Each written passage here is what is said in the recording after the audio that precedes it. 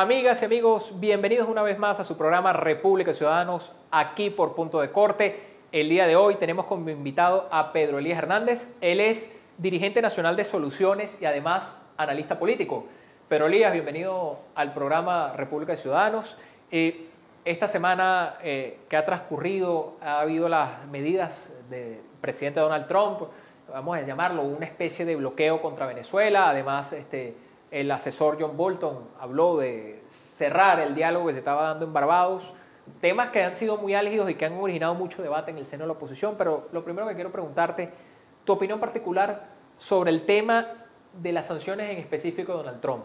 ¿Afectan o no a Venezuela? ¿Afectan a la población o solo afectan, como dicen, a los funcionarios que tienen recursos mal habidos en el exterior? Bueno, gracias por la invitación y bueno, directo a la pregunta. Yo soy una persona creyente en el libre mercado, en la libertad económica, y quienes creemos en este principio de la libertad económica y del libre mercado no estamos de acuerdo, por principio, con ninguna restricción al comercio.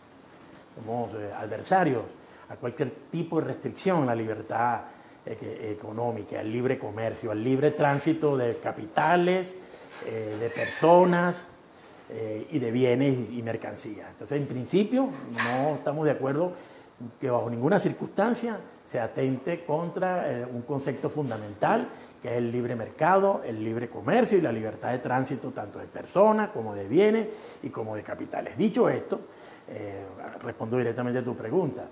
Pienso que habría que ver los alcances de esta nueva medida. No sé qué tiene de distinto a las ya tomadas con respecto a las sanciones que ya desde hace meses ha venido decidiendo el gobierno del presidente Donald Trump respecto al gobierno del presidente Nicolás Maduro. Este tipo de decisiones habría que ver el alcance, si tiene algunas cosas distintas respecto a lo que ya se había decidido, las medidas de sanciones anteriormente tomadas.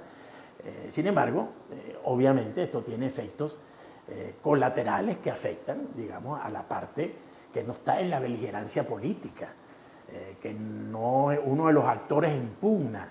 Y estamos hablando del ciudadano común y corriente, del ciudadano de a pie, de la persona que tiene que hacer transacciones económicas en un país que depende muchísimo de las importaciones y que obviamente es un país como Venezuela que está en el hemisferio occidental y que dada su ubicación geoestratégica y geopolítica, las relaciones económicas, comerciales con los Estados Unidos son fundamentales.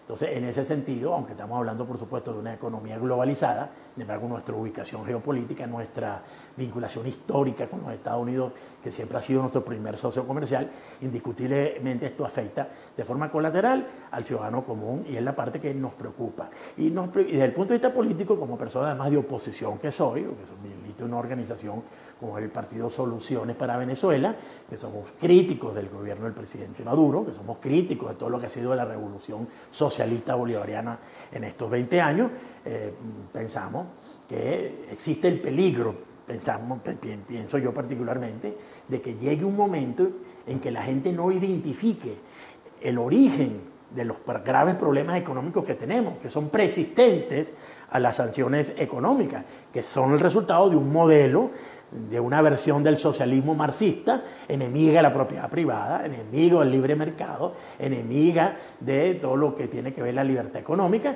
y entonces, y que ha fracasado en todas partes del mundo y que en Venezuela no podía ser la excepción.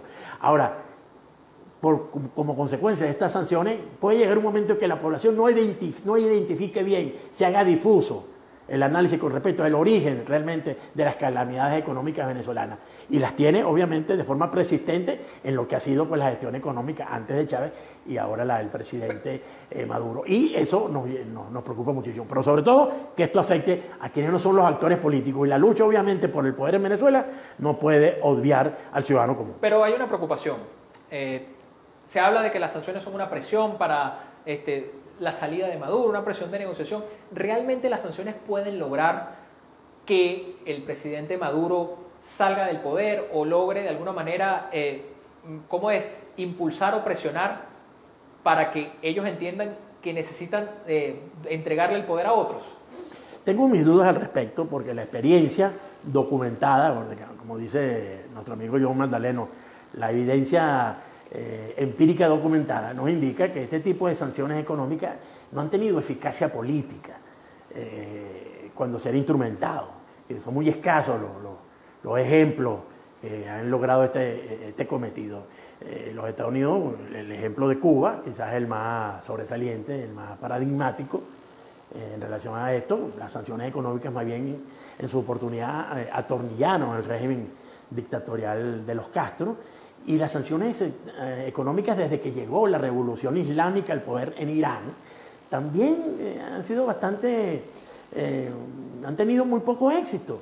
Y ahí está la revolución islámica en el poder desde el año 1978, ya van para 31 años en el poder, o para ser exactos, en el año de 1979, 30 años en el poder, y que también han sido objeto de sanciones de toda naturaleza. Bueno, la eficacia de este tipo de medidas no está comprobada, o más bien la evidencia empírica indica que son de dudoso éxito. Por lo tanto, yo creo que hay que ensayar otro tipo de medidas, y sobre todo tener en cuenta que los daños colaterales de medidas de esta naturaleza van a agudizar la crisis económica preexistente en Venezuela. ¿Qué medidas pudieran darse para la salida de la crisis? Sabemos que la crisis pasa por la salida del gobierno, como lo han planteado muchos sectores de la oposición. ¿Cuáles medidas pudiera darse, por ejemplo, seguir impulsando escenarios como el de Barbados? Yo creo que indiscutiblemente los escenarios para explorar son el diálogo y la negociación, no hay otra. Y yo lo he dicho en varias oportunidades, en varios análisis que he hecho previamente y en escritos en mis columnas de prensa, en los diferentes medios. Pienso que una de las víctimas, de las terribles víctimas de estos últimos 20 años en Venezuela ha sido la política. La política desde el punto de vista institucional, porque básicamente la política es eso, un escenario institucional para dirimir las diferencias que se producen en una sociedad. Y la democracia y el ejercicio de la política ha sido una de las principales víctimas. La política ha desaparecido prácticamente en estos últimos 20 años. La política entendida como disenso, como distensión y como espacio para explorar posibilidades de encuentro y de convivencia entre sectores que son naturalmente rivales, entre sectores y corrientes que suelen estar enfrentadas, pero que la política sirve para encauzar esas fuerzas telúricas de la sociedad de forma institucional. La principal víctima que hemos tenido desde el punto de vista institucional en Venezuela en estos últimos 20 años ha sido la política. Y hay un tema clave aquí. También John Bolton habló de que el diálogo no es lo más efectivo, que habría que prácticamente que suspender el diálogo de alguna manera. Palabras más, palabras menos. ¿Será que Estados Unidos está mandando alguna línea, una línea directa a la oposición para que se pare de las mesas de negociación? ¿O es sencillamente un arrebato de un funcionario norteamericano que siente que los objetivos que estaban buscando a principios de año no han sido alcanzados en casi 8 meses de gestión de Guaidó en la Asamblea Nacional? Pero los Estados Unidos con su política exterior pueden hacer lo que ellos quieran. Ellos son una nación soberana. Ellos pueden tener su política exterior hacia cualquier país del mundo y específicamente hacia Venezuela, la que determine su gobierno de turno y sus instituciones. Yo ahí no tengo que hacer mayores comentarios. Ahora, que esa política exterior de los Estados Unidos, que soberanamente establezca con respecto a Venezuela, que en términos de sanciones económicas, me parece, yo como una persona de principio que creo en el libre mercado y en la libertad económica, no estoy de acuerdo nunca con ningún tipo de medida que afecte el derecho de los ciudadanos y del libre tránsito de mercancías, personas y bienes y flujo de capitales. Bueno, esa política exterior norteamericana hacia Venezuela, que sea una política que sea asumida por un sector de la oposición venezolana como línea política, bueno, esperemos que eso no sea así, esperemos que no haya disciplinas externas, consideraciones distintas a las que el liderazgo venezolano esté a bien hacer, que puedan influir de forma determinante con respecto a los procederes aquí. Eso creo que sería un error, porque en buena medida desenfoca lo que deben ser los objetivos fundamentales para tratar de canalizar una salida política a este conflicto venezolano, que ya más por lo largo que por otra cosa, realmente nos está llevando a niveles de asfixia en todos los términos. Pero hay un tema que creo que es clave. Parte de los argumentos que da Estados Unidos para hacer este tipo de sanciones es proteger los activos venezolanos en el exterior. ¿Realmente se están protegiendo los activos? Mira, también tengo mi duda en ese sentido. En todo caso, claro, tú te estarás refiriendo básicamente a Citgo y otros activos no sé, depende.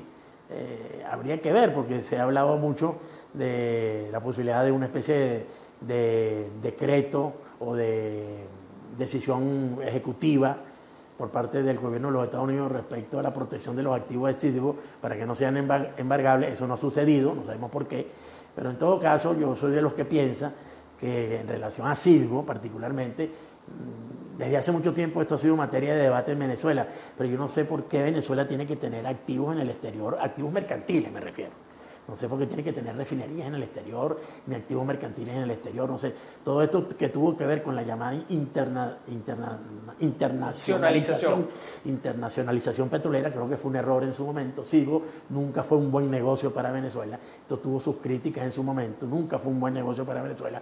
Era un sistema de refinación cuyos barriles de petróleo eran vendidos, ese sistema de refinación, con grandes descuentos, y gracias a esos grandes descuentos que generaban pérdidas fiscales para el gobierno venezolano, se declaraban ganancias artificiosas. Nunca, estoy entre las personas conocedoras de la materia, que nunca estuvimos convencidos de las bondades de esa política, y en definitiva el Estado no tiene que ser dueño de ningún tipo de bien mercantil, ni en Venezuela ni fuera de Venezuela. El Estado tiene que estar para garantizar la vida, la libertad y la propiedad de los ciudadanos, y cuando uno salga a la calle no lo asalten, de que la gente pueda tener una calidad de vida, que pueda tener una buena educación, que pueda tener servicios de calidad de servicios públicos. Pero ese Estado empresario multipropósito se ha demostrado que es un fracaso. ¿Pudiera decir que estás en contra, por ejemplo, de lo que fue la nacionalización petrolera de Carlos Andrés Pérez, y de que el Estado maneje, por ejemplo, un activo como PDVSA en el país? Totalmente en desacuerdo, porque no fue nacionalización, fue estatización.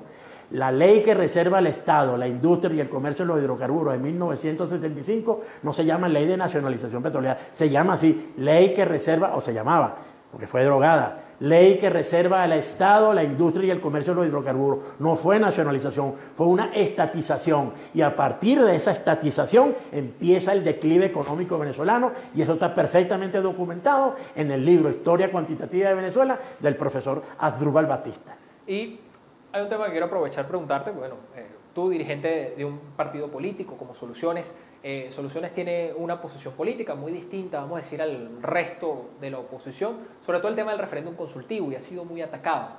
¿Qué opinión te merece el tema del referéndum consultivo? ¿Es una forma de dinamitar a la oposición? ¿Es una forma de fortalecer posiciones como las que ha mantenido Juan Guaidó en los últimos meses? El referéndum consultivo es una propuesta institucional que está en la Constitución y que es perfectamente viable. Es tratar de sacar el juego de la polarización extrema y buscar una suerte de salida intermedia. Si los sectores del gobierno, los sectores del chavismo, madurismo, descartan cualquier tipo de posibilidad de una nueva elección presidencial, y si los sectores de la oposición que lidera Juan Guaidó y que controlan la Asamblea Nacional están en desacuerdo con cualquier tipo de salida que involucre el adelanto de las elecciones parlamentarias, entre esos dos extremos creo que el referéndum consultivo estaría, digamos, tratando de darle una salida democrática, electoral y constitucional a este impasse institucional que tenemos, donde hay una dualidad de poderes que está llevando a este país a una suerte de disolución republicana muy peligrosa. Pero una pregunta que ya estamos cerrando. Pero, ¿qué pasa, por ejemplo, porque el referéndum consultivo tiene un pequeño detalle, no es vinculante? ¿Qué pasa si logran ustedes proponer que se imponga el referéndum consultivo como tesis, lo ganan y el gobierno dice, es que no es vinculante, nosotros no tenemos por qué acogernos a esa decisión? ¿Qué pasa ahí? Bueno, por supuesto, sería un desconocimiento de una manifestación popular y crearía unos problemas obviamente políticos a quien en ese momento no considere de ninguna forma, le dé importancia o le dé valor a eso, que si bien no sería vinculante, sin embargo el peso en los hechos que tendría un pronunciamiento tan determinante en un escenario, eventual escenario de una consulta de esa naturaleza, donde obviamente la gente se manifestaría o se expresaría a favor de una salida electoral de esta naturaleza, si el resultado llegara a ser adverso para el gobierno de una consulta de esta naturaleza y no lo aceptara por su no condición vinculante, bueno, eso obviamente generaría graves problemas políticos, pero creo yo que si llegaríamos a ese terreno, obviamente los hechos presionarían de tal forma al gobierno para hacerlo en términos reales vinculantes. En todo caso, de producirse una manifestación tan contundente como la que se produciría en caso de que eventualmente esto se produjera, pienso que no es una salida posible ni sería viable que el gobierno lo desconozca, aún cuando legalmente no es vinculante. Bueno, creo que ha sido claro los temas, sobre todo el tema de las sanciones, el tema petrolero, que aclara muchas cosas de repente para las dudas que algunos tenemos. Y bueno, el tema del referéndum lo dimos por somero, pero después trataremos de dar ese tema. Amigos y amigas, ha sido todo por hoy aquí en República de Ciudadanos por Punto de Corte. Nos veremos en una próxima oportunidad.